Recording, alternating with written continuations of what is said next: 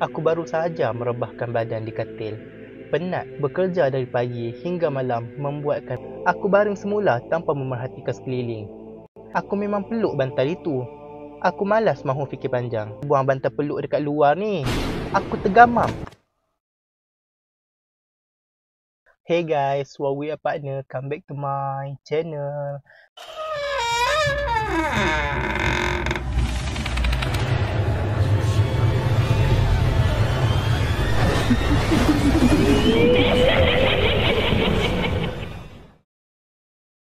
Okay guys, kembali lagi di segmen Read Horror.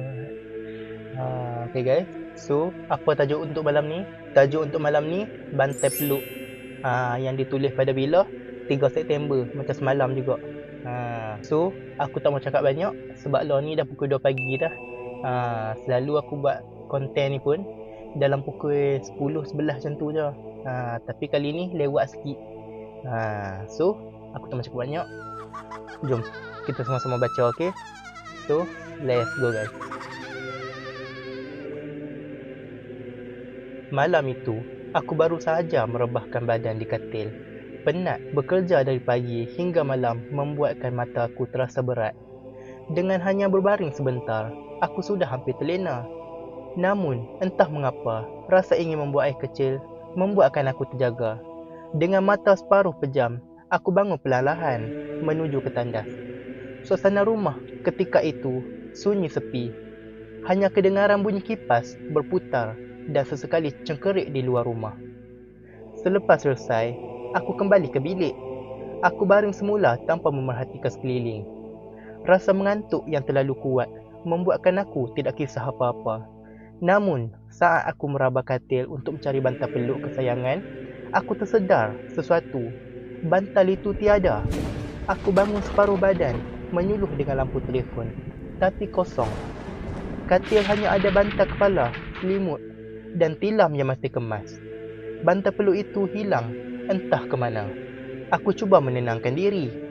Mungkin tadi aku terbawa ke ruang tamu, bisik hatiku. Namun seingat aku, sebelum masuk tidur, aku memang peluk bantal itu.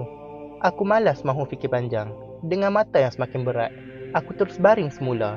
Nanti pagi, aku cari. Aku pejamkan mata, membiarkan diri ditarik lena. Keesokan paginya, aku dikejutkan dengan suara ibu dari luar rumah. Man, kenapa buang bantal peluk dekat luar ni? Aku tergamam. Cepat-cepat aku keluar.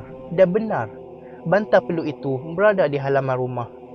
Tergeletak berhampiran pokok mangga. Kain sarungnya kotor, terkena tanah lembap. Dan ada kesan basah seolah-olah baru saja dilambung keluar. Aku hanya diam. Dadaku berdegup kencang. Aku tidak berani menjawab.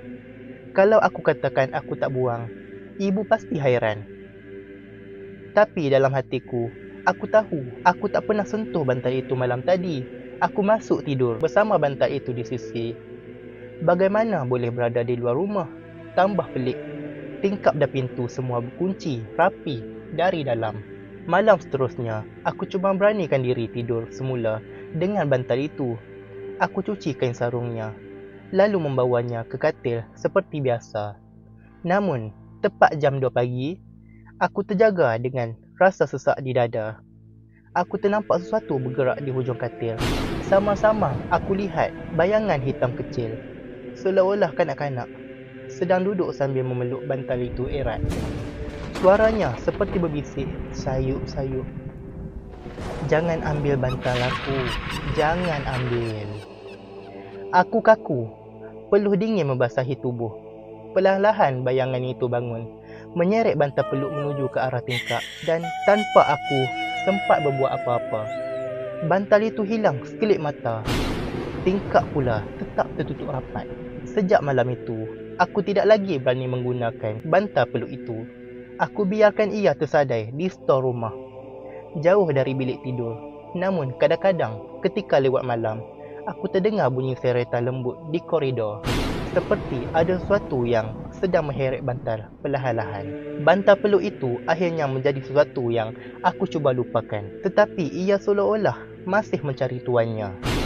Dan setiap kali aku terjaga di tengah malam, Aku berdoa, semoga aku tidak ternampak bayangan itu lagi.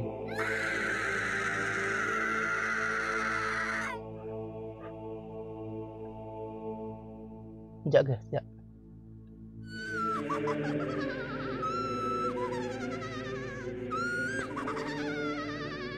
Weh. Pasal pun meremang bulu roma aku ni.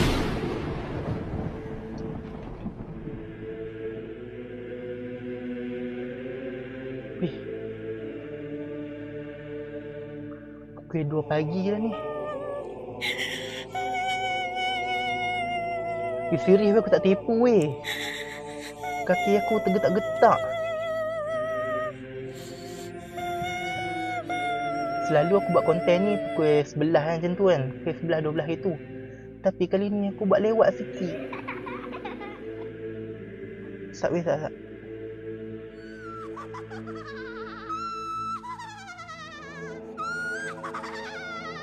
Sat weh, sat. Bagi aku tenang dulu. Getak kaki aku.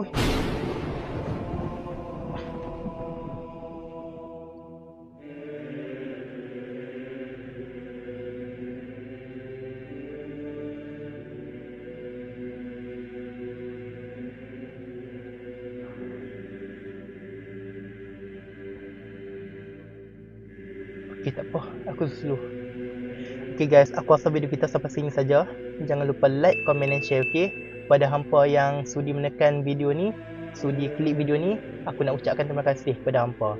Yang tengok video ni, aku doakan supaya hampa dimurahkan rezeki selalu, dipermudahkan urusan. Semoga sukses selalu, okay? Dalam bidang apa yang hampa minat tu, semoga tercapai.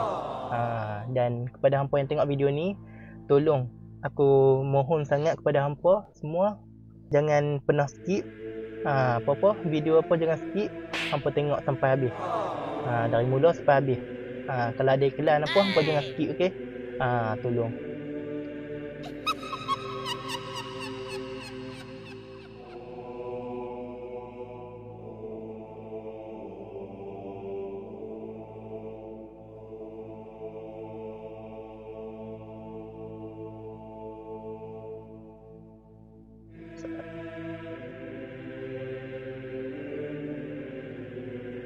Okay, jangan lupa like, komen dan share, okay? Macam biasa korang, aku ada pengalaman apa-apa, hampa boleh tinggal kat ruang komen.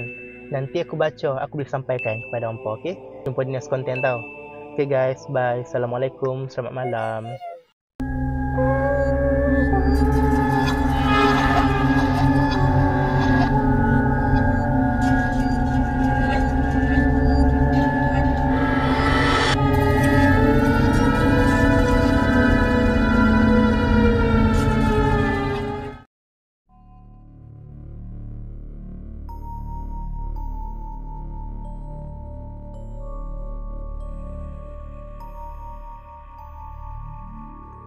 Lupakan, tetapi ia seolah-olah masih mencari tuannya.